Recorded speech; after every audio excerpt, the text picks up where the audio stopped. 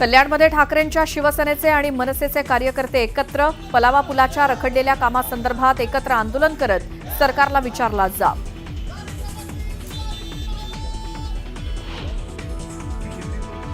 हिंदी ही मुंबईची बोलीभाषा बनली आहे. हिंदी भाषा म्हणजे आमची लाडकी बहीण. मंत्री प्रताप सरनाईकांच्या वक्तव्यानं नव्या वादाला तोंड फुटण्याची शक्यता.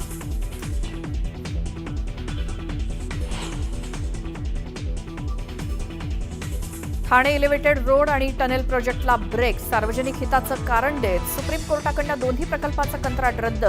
14,000 कोटींच्या निविदा प्रक्रियेत अनियमिततेचा आरोप.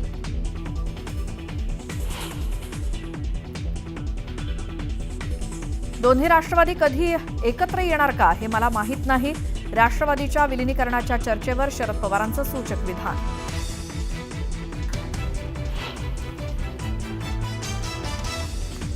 निलेश चव्हाणला 3 जूनपर्यंत पोलीस कोठडी. पुणे शिवाजीनगर न्यायालयानं सुनावली कोठडी. निलेशवर वैष्णवीच्या बाळाची हेळसांड केल्याचा आरोप.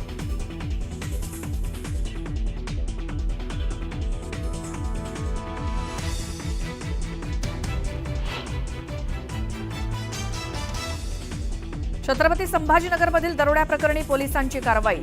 लड्ढांच्या घरावर पाळत ठेवून माहिती देणाऱ्या देविदास शिंदेला पोलिसांकडून अटक.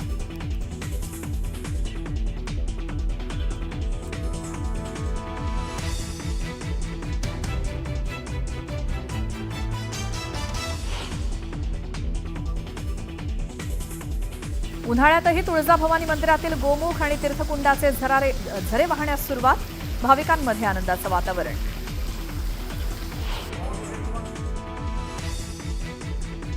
अमरावतीच्या कौंडण्यपुरातील माता रुक्मिणी मातेच्या पालखीचं दुपारी पंढरपूरकडे प्रस्थान.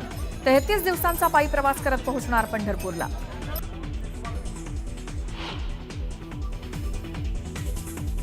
देशभरातील कोरोना रुग्णांची संख्या 2,710 वर.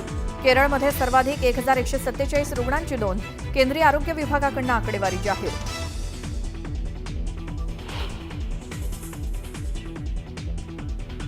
तीनशेव्या जयंतीनिमित्तानं पंतप्रधान नरेंद्र मोदींकडून अहिल्यादेवी होळकरांना अभिवादन. तर मोदींच्या हस्ते भोपाळमध्ये अहिल्याबाईंच्या टपाल तिकिटाचं आणि नाण्याचं अनावरण.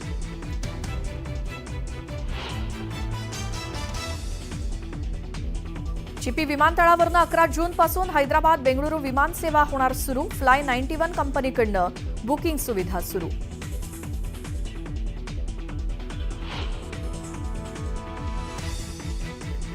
आणि साईबाबा संस्थान मंदिरातील कर्मचाऱ्यांकडून लाखो रुपयांची चोरी. मोजदाद करताना 500 रुपयांचे बंडल लांबवले. आरोपी विरोधात गुन्हा दाखल. बडतर्फीची कारवाई सुरू.